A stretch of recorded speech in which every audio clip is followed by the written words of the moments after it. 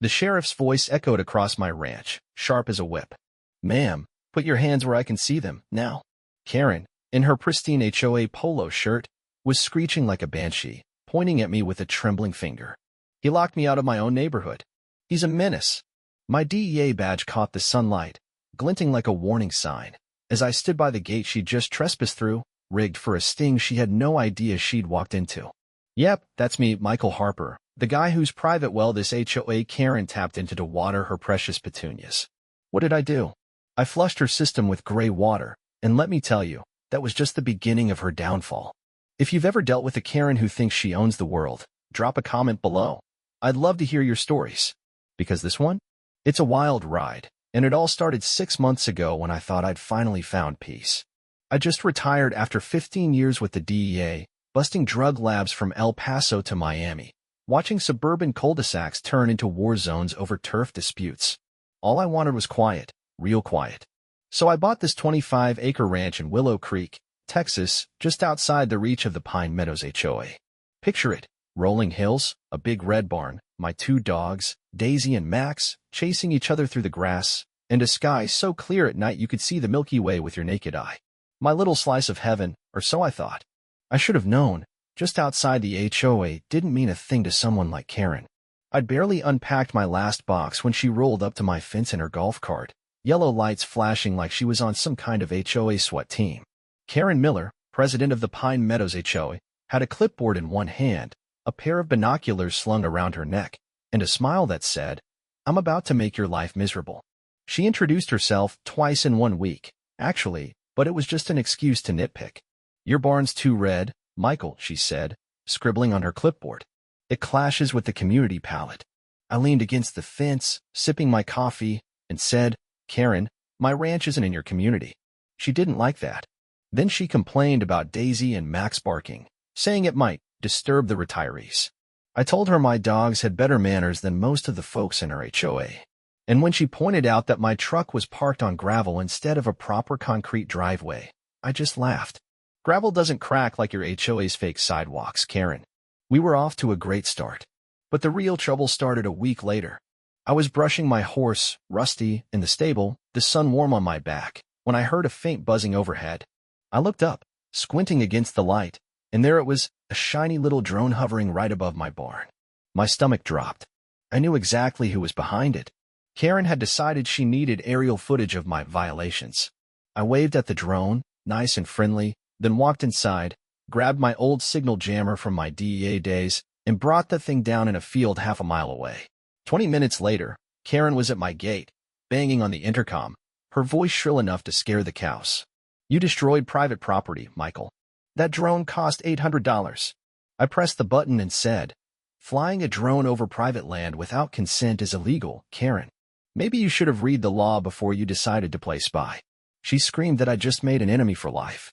I chuckled and said, "Karen, I've dealt with cartel bosses who were less dramatic than you." But as I watched her storm off, her golf cart kicking up dust on the dirt road, I had a sinking feeling this was only the beginning. What I didn't know then was that Karen wasn't just a nosy neighbor. She was about to stumble into something much bigger, something that would turn her little HOA power trip into a federal case. And I was going to make sure she regretted ever crossing that fence. I thought bringing down Karen's drone would send her a message, "Back off, leave me alone, let me enjoy my coffee in peace." But if there's one thing I learned in my 15 years with the DEA, it's that people like Karen don't back down. They double down. And that's exactly what she did. Over the next few weeks, Karen turned my quiet ranch in Willow Creek, Texas, into her personal battleground, and I was about to discover just how far she'd go to enforce compliance. Let me tell you, it wasn't just petty complaints anymore. It was a full-on suburban espionage operation, and I was her #1 target. It started small, or at least I thought it was small. I'd be out in the field, fixing a fence post or feeding the chickens, and I'd catch a glint of light from the hill across the road. At first, I brushed it off, maybe a car window reflecting the sun. But then I saw it again the next day, and the day after that. On the 4th day, I grabbed my binoculars, the ones I used to use for stakeouts in Houston, and took a closer look. There she was, Karen, parked in her golf cart behind a line of cedar trees, her $200 binoculars trained right on my barn. She wasn't even trying to be subtle anymore. I could practically feel her scribbling suspicious activity on that clipboard of hers. I shook my head, muttering to myself, Karen, you've got way too much time on your hands. I decided to have a little fun with her. I grabbed a big piece of cardboard from the barn, wrote, "Smile for the camera, Karen," in black marker, and propped it up against the fence facing her little spy spot. Then I waved, big and dramatic, like I was on a parade float. I swear I saw her golf cart jerk backward as she peeled out of there, dust flying everywhere. For a moment, I thought I'd won, that maybe she'd finally get the hint. But I should have known better. Karen wasn't the type to retreat. She was the type to escalate. A few days later, I noticed something off with my water system. I've got a private well on the ranch. It's one of the reasons I bought the place. Independent water, no HOA nonsense, just me and my 25 acres. But that morning, while I was filling the trough for my horse Rusty, the pressure dropped to almost nothing. I checked the pump, the pipes, everything, nothing was broken. Then it happened again the next day, around 4 a.m. I'm a light sleeper, a habit from my DEA days, so I heard the faint hum of the pump kicking on when it shouldn't have. I threw on a jacket, grabbed a flashlight, and went to investigate. That's when I found it, a PVC pipe, barely visible under the dirt, snaking from my well line across the old fence line toward Pine Meadows. I followed it, my boots crunching on the gravel, until I saw where it led straight to Karen's backyard, where her sprinkler system was happily watering her rose garden at 4 in the morning. I stood there, staring at her perfectly manicured lawn, and felt my blood boil. This wasn't just nosy neighbor behavior anymore. This was theft. She'd tapped into my well, my private well, without my permission, probably thinking I'd never notice. I mean, the audacity of this woman. I dealt with cartel runners who were less sneaky than Karen Miller. I wanted to march over there, bang on her door, and demand an explanation, but I stopped myself. I learned a thing or two in my years with the DEA, never confront someone like Karen head-on. You let them think they're winning, and then you hit them where it hurts. So I went back to the ranch, grabbed my toolkit, and got to work. While I was digging around my well line, trying to figure out how to deal with Karen's little plumbing project, something else caught my attention. That faint buzzing sound again. I looked up, shielding my eyes from the morning sun, and there it was, another drone, hovering over my property. This one was different, sleeker, probably a newer model. Karen had upgraded her tech after I'd taken down her last toy. I watched it for a moment, its little camera glinting as it zoomed in on me. I could just imagine her sitting in her living room, sipping her decaf, watching the live feed on her iPad, muttering about my non-compliant well system. I waved at the drone again, but this time I didn't bring it down. I had a better idea. I called up my old DEA buddy, Jake Carter, who still worked in the tech division. Jake and I had spent years together, tracking down drug lords with nothing but a laptop and a bad attitude. I told him about Karen, the drone, the well, everything. He laughed so hard I thought he'd choke on his donut. Mike, you're telling me you retired to get away from trouble, and now you've got a suburban Karen running a spy op on your ranch? I groaned. Yeah, Jake, and I need your help. Can you trace the signal on this drone? I want to know exactly where it's being controlled from. Jake was still chuckling, but he agreed. Give me a few hours. I'll call you back. While Jake worked his magic, I decided to do some digging of my own, literally. I followed the PVC pipe all the way to the edge of Karen's property, where it connected to her sprinkler system. I took photos, documented everything, and then I noticed something else. Her sprinklers were on a timer, set to run every morning at 4 a.m. That's why my pressure kept dropping at the same time every day. I sat back on my heels, the sun climbing higher in the sky, and felt a mix of anger and admiration. Karen was a pain in the neck, but she was clever in the most obnoxious way possible. Too bad for her. I was better. Jake called me back that afternoon, his voice crackling through the phone. Got it, Mike. The drone signal is coming from 112, Pine Meadows Drive. That's her address, right? I grinned. Yep, that's Karen's house. Thanks, Jake. I owe you a beer. He laughed. Make it 2. And Mike? Be careful. This lady sounds like she's got a screw loose. I hung up, staring out at the horizon where the hills met the sky. Jake was right, Karen was unhinged, and I needed to be smart about this. But I also needed to send her a message she couldn't ignore. That night, I sat on my porch, Daisy and Max curled up at my feet, the stars twinkling above like they always did. I thought about my time with the DEA, the late nights, the close calls, the adrenaline of a good sting. I'd left that life behind, or so I thought. But here I was, dealing with a different kind of criminal, a suburban dictator with a clipboard and a vendetta. As I sipped my whiskey, I made a decision. Karen wanted a war? Fine. I'd give her one. But I'd do it my way, quiet, calculated, and with just enough chaos to make her regret ever setting foot on my land. I woke up the next morning with a fire in my chest, the kind I hadn't felt since my DEA days.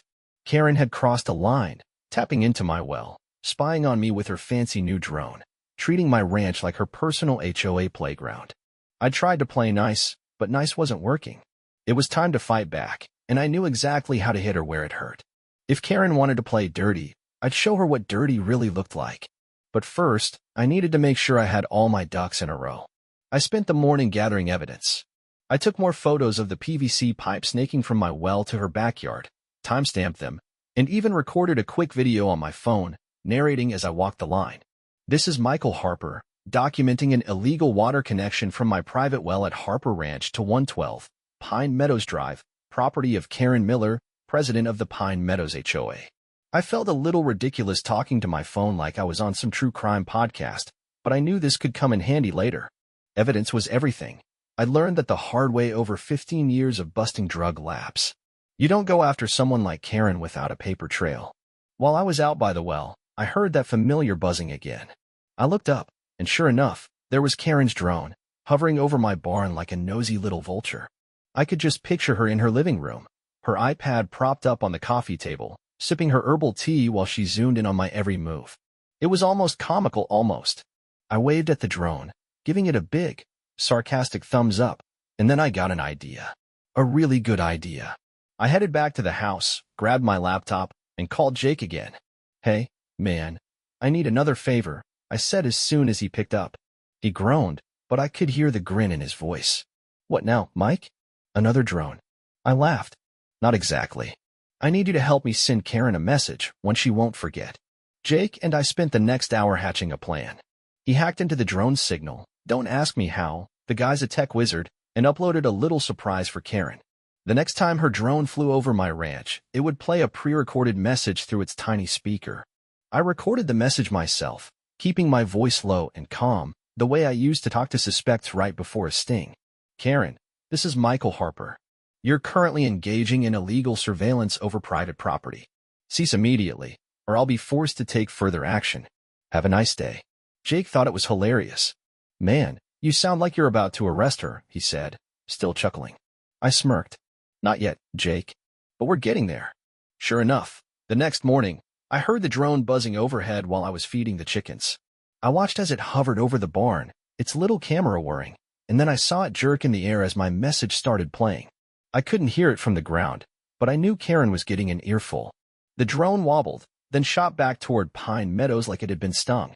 I laughed so hard I nearly dropped the feed bucket. Daisy and Max barked at the retreating drone, their tails wagging like they were in on the joke. For a moment, I thought that might be the end of it. But Karen wasn't the type to back down, not even close. That afternoon, I decided it was time to deal with the well situation once and for all. I'd been thinking about how to handle it ever since I found that pipe, and I'd come up with a plan that was equal parts petty and poetic.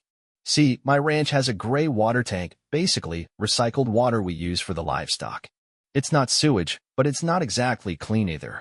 It smells like a mix of wet hay and cow manure, and it's definitely not something you'd want to water your prize-winning roses with. I figured if Karen wanted my water so badly, I'd give her a taste of something a little less refreshing. I spent the afternoon rerouting the gray water tank to the pipe that led to her sprinkler system. It wasn't hard, just a few valves to switch, a couple of clamps to tighten. I made sure to keep my well water separate so I wouldn't mess up my own supply, but Karen's little setup? Oh, she was about to get a surprise. I set everything up, then waited. That night, I sat on my porch with a glass of iced tea, watching the stars come out one by one. I knew her sprinklers were set to go off at 4 a.m., just like they had every morning. I couldn't wait to see her face. At the same time, across town in Willow Creek, my old DEA team was dealing with a different kind of problem. I'd been out of the game for 6 months, but I still got the occasional call from my former handler, Emily Davis. She'd been keeping me in the loop on a case they were working on, a suspected money laundering operation tied to a property just down the road from my ranch. The guy who owned it, a reclusive type named Tom Bennett, had been on their radar for months. They thought his place was being used as a drop point for cash, but they didn't have enough evidence to move in. Emily called me that night, her voice tense. "Mike, we're getting close on Bennett," she said. "We've got a lead on a runner who's been making drops, but we need to be careful. If anyone starts poking around, it could spook him." I nodded, even though she couldn't see me. "Don't worry, Em. I'm keeping things quiet on my end." Little did I know, Karen was about to make that a whole lot harder. Back at the ranch, 4 a.m. rolled around, and I was wide awake, sitting by the window with a cup of coffee. I couldn't see Karen's house from my place. It was a good half-mile away, but I could imagine the scene. Her sprinklers kicking on, spraying that gray water all over her perfect lawn, her roses, her petunias. I pictured the smell hitting her, that mix of manure and damp earth, and I couldn't help but grin. Sure enough, by 7 a.m., I heard the screech of tires on the dirt road. Karen's golf cart came barreling up to my gate, her face redder than my barn. She slammed on the brakes, jumped out, and started banging on the intercom. "Michael Harper, you sabotaged my irrigation system. My lawn smells like a barnyard. What did you do?" I strolled out to the gate, taking my sweet time, a mug of coffee in my hand. "Morning, Karen," I said, leaning against the fence. "Having some plumbing issues?" She looked like she was about to explode. "You did this. You poisoned my garden." I took a sip of my coffee, keeping my voice calm. "I didn't poison anything, Karen. I just gave you a taste of what you've been stealing. You tapped into my well without permission. That's theft. Maybe you should check your permits before you start pointing fingers." Her mouth opened, then closed, like a fish gasping for air. For the first time since I'd met her, Karen Miller was speechless. But I knew it wouldn't last. She stormed off, muttering something about the water district, and I watched her go, a satisfied smile on my face. Round 1. Michael Harper. But as I turned back toward the house, I saw something that wiped the smile right off my face. Another drone, this one higher up, barely a speck in the sky. Karen wasn't giving up. She was doubling down, just like I'd expected. And as I stood there, watching that little dot buzz over my ranch, I realized this wasn't just about her anymore. Karen's obsession with compliance was about to collide with something much bigger, something I'd been trying to keep under wraps. I had a feeling things were about to get a whole lot messier. Karen's meltdown over her stinky lawn was the highlight of my week, but I knew it wouldn't stop her. If anything, it made her more determined to take me down. I could feel the storm brewing in Pine Meadows, and I wasn't wrong.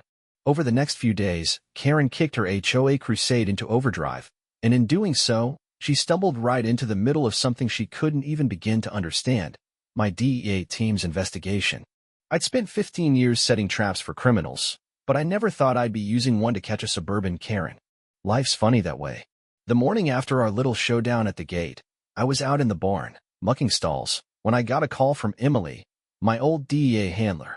Her voice was tight, the way it always got when something big was about to go down. "Mike, we've got a problem," she said. "Your neighbor, Tom Bennett, he's getting antsy. We think he's planning to move his operation. Someone's been poking around his property, and it's making him nervous." I froze, a pitchfork in my hand, my mind racing. Poking around? Who? Emily sighed. "We don't know yet, but we picked up some chatter. Someone's been taking photos, asking questions. It's not one of ours."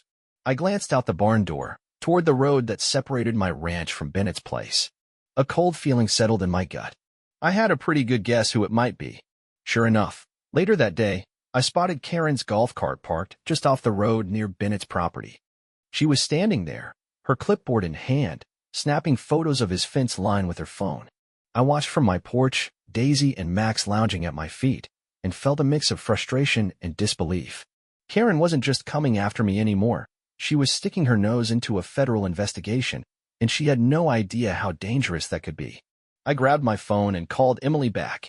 "It's Karen," I said, keeping my voice low. "She's the one poking around Bennett's place. She's taking pictures, probably thinking he's in on some HOA violation with me." Emily groaned. "You've got to be kidding me, Mike. This lady's going to blow our whole operation." I rubbed my temples, feeling a headache coming on. "I'll handle it, Em. Just give me a little time." But handling Karen was easier said than done. That afternoon, she showed up at my gate again, this time with a thick manila folder in her hands. She was wearing those ridiculous body cam glasses, you know, the kind influencers use to document their lives, and she looked like she was starring in her own HOA reality show. "Michael Harper," she barked, slamming the folder against the gate. "I've got evidence of your violations, and I'm not leaving until you address them." I walked out to meet her, keeping my cool even though I wanted to laugh in her face. What now, Karen? My grass too tall? My dog's too loud. She thrust the folder at me, her eyes blazing. Unapproved exterior lighting, non-native plant species, and suspicious activity with your neighbor. I know you're up to something, and I'm going to prove it. I took the folder, flipping through it while she ran it. Inside were photos of my barn, my truck, even my solar panels, all marked up with red pen like she was grading a school project. But what caught my eye was a map at the back, a hand-drawn sketch of my ranch and Bennett's property, with arrows labeled suspicious activity and possible delivery route. I looked up at her, my jaw tight. Karen, you need to stop. You're messing with things you don't understand. She smirked, adjusting her glasses. Oh, I understand plenty, Michael. I'm protecting this community, and I'll do whatever it takes. I handed the folder back to her, my voice cold. Leave, Karen. Now. She huffed, turned on her heel, and marched back to her golf cart, but not before tossing one last jab over her shoulder. This isn't over. As I watched her drive off, I realized something.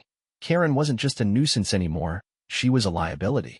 Her little investigation into me and Bennett was putting my team's operation at risk, but it also gave me an idea. If Karen was so determined to dig up dirt, maybe I could use that to my advantage.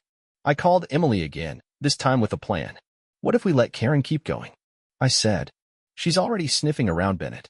If we play this right, she might lead us straight to the evidence we need. Emily was quiet for a moment, then I heard the smile in her voice. You're a genius, Mike. Let's do it. Over the next few days, I watched Karen like a hawk. She kept flying her drone over my ranch, but now she was also buzzing Bennett's property, probably thinking we were in cahoots. I let her think she was onto something big. I even staged a few suspicious moments for her to catch on camera, moving a crate labeled supplies into the barn, talking loudly on the phone about deliveries, while I knew her drone was overhead. It was all theater, but Karen ate it up. I could tell she was getting more frantic, more obsessed. She started showing up at the community center in Pine Meadows, rallying the other residents with wild stories about me and Bennett. They're up to no good. I heard her say at a meeting, according to my neighbor Sarah, who'd started keeping me in the loop. We need to take action. Little did Karen know, her action was about to make her the star of a much bigger show.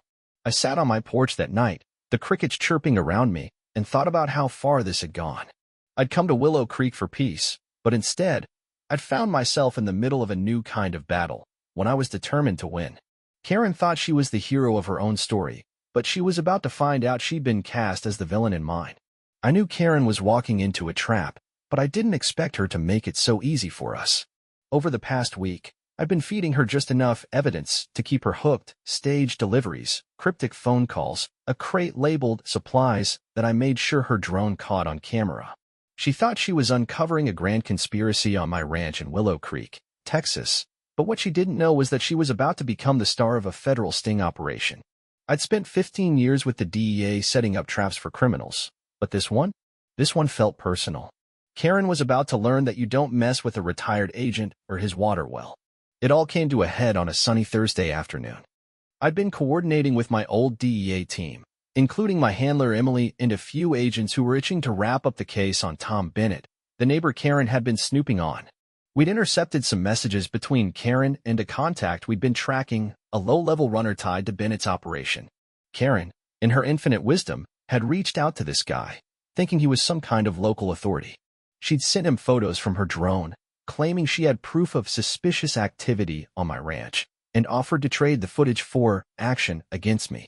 What she didn't know was that this guy was on our radar, and her little email had just given us the perfect opening to move in. Emily called me that morning, her voice buzzing with excitement. Mike, we've got her. Karen set up a meeting with the runner on your ranch, of all places. She wants to hand over the footage in person.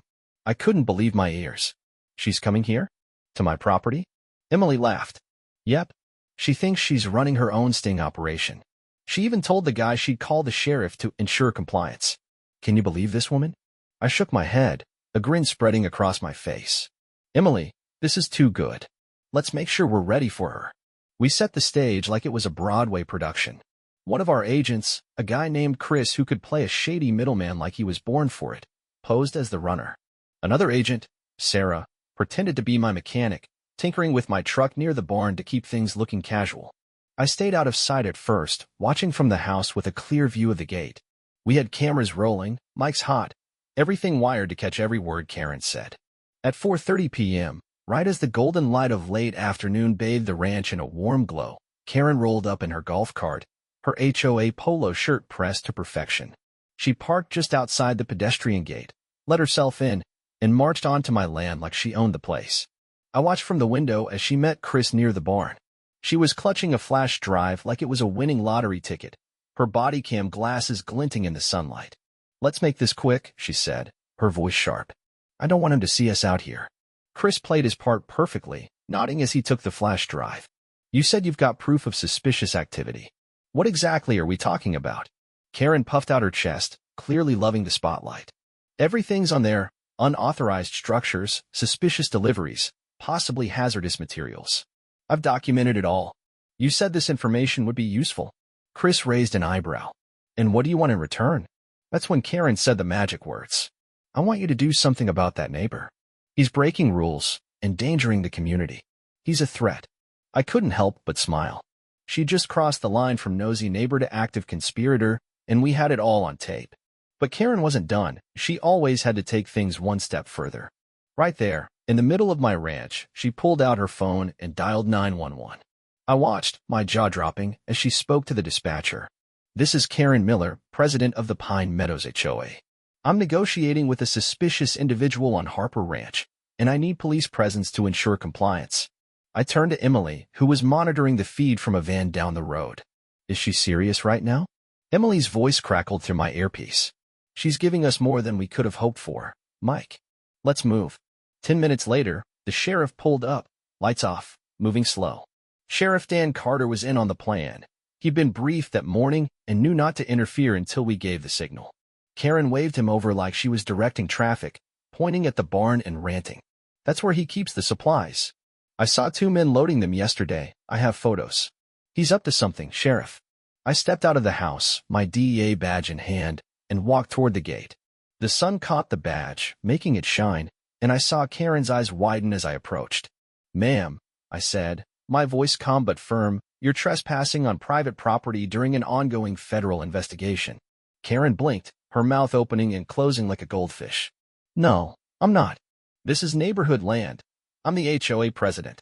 I shook my head, stepping closer. "No, Karen.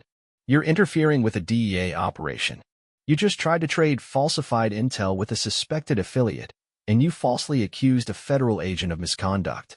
That's obstruction of justice, conspiracy, and illegal surveillance." Her face went pale as Chris and Sarah stepped forward, pulling out their badges. The pieces started clicking in her brain, but it was too late. Chris read her rights while Sarah cuffed her, and Karen started yelling, her voice echoing across the ranch. "I was helping. I'm undercover. You can't do this. I'm protecting the community." I watched as they led her to the sheriff's cruiser, still ranting about community bylaws and demanding a lawyer.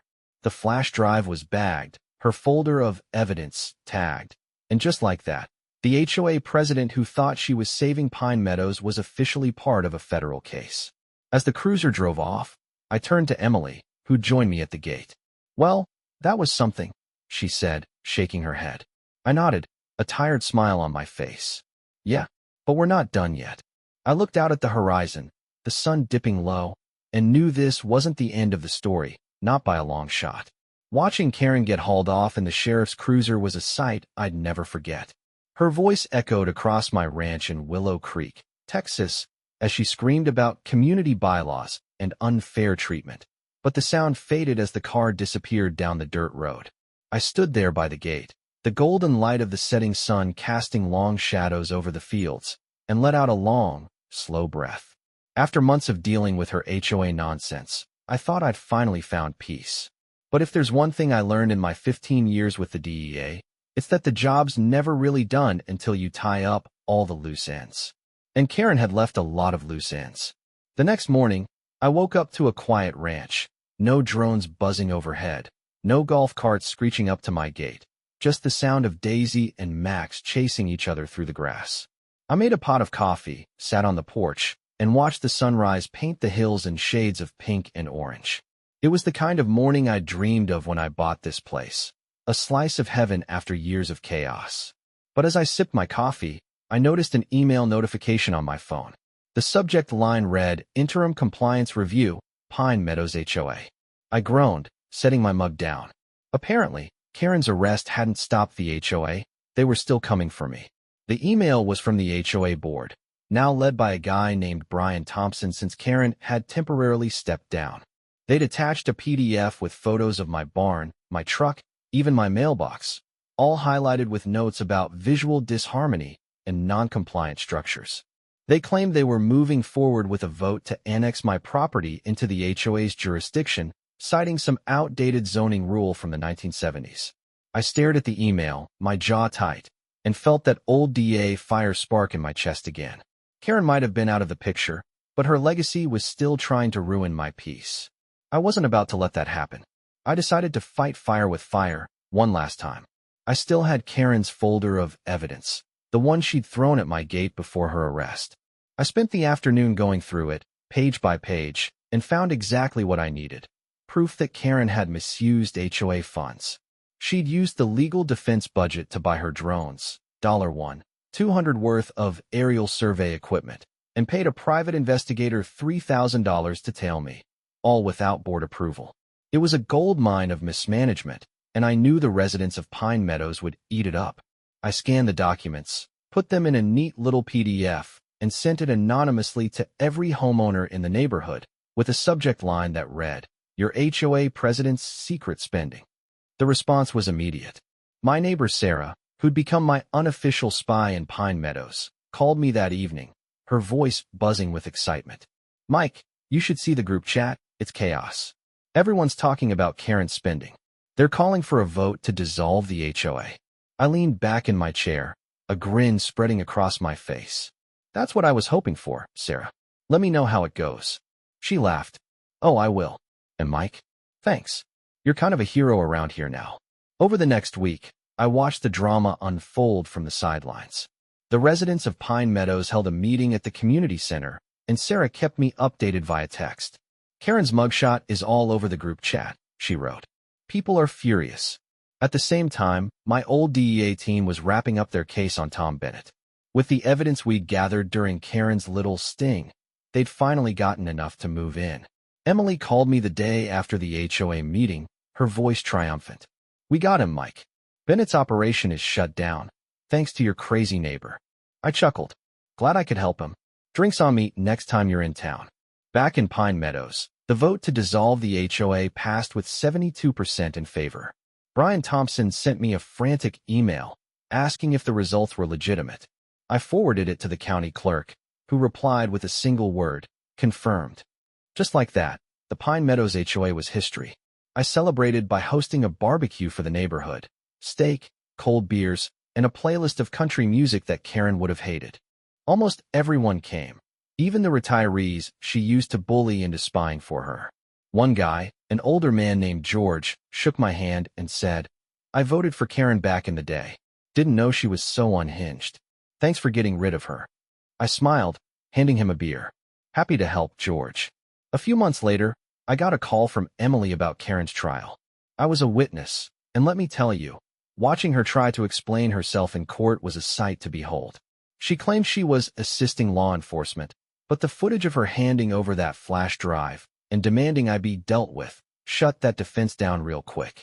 She was convicted of obstruction of justice and illegal surveillance, sentenced to 2 years of probation, a $5,000 fine, and a permanent mark on her record. Last I heard, she'd sold her house in Pine Meadows and moved to a condo in Florida. No HOA in sight. The irony still makes me laugh. As for me, I finally got the peace I'd been chasing. Without Karen and the HOA, Pine Meadows turned into a real community. Kids played in the streets without fear of being fined for chalk drawings. Neighbors started a community garden, and they even asked if they could use a corner of my land for it. I said yes. The soil was good now, no more gray water surprises. One morning, about 6 months after the whole mess, I found a note tucked under my gate. It was from a widow named Linda, who wrote, Thank you for giving us our neighborhood back. I kept that note on my fridge, a reminder of what I'd fought for. Now, as I sit on my porch, Daisy and Max at my feet, the stars twinkling above, I can finally say I've found my peace. I put up a new sign by the gate. Trespassers will be politely asked to leave, unless you're Karen. It makes people laugh, but it's a reminder of what happened when one HOA dictator tried to control everything and lost. So what about you? Have you ever dealt with a Karen who pushed you to your limit? Drop a comment below, and if you enjoyed this wild ride, hit that subscribe button. I've got plenty more stories where this came from.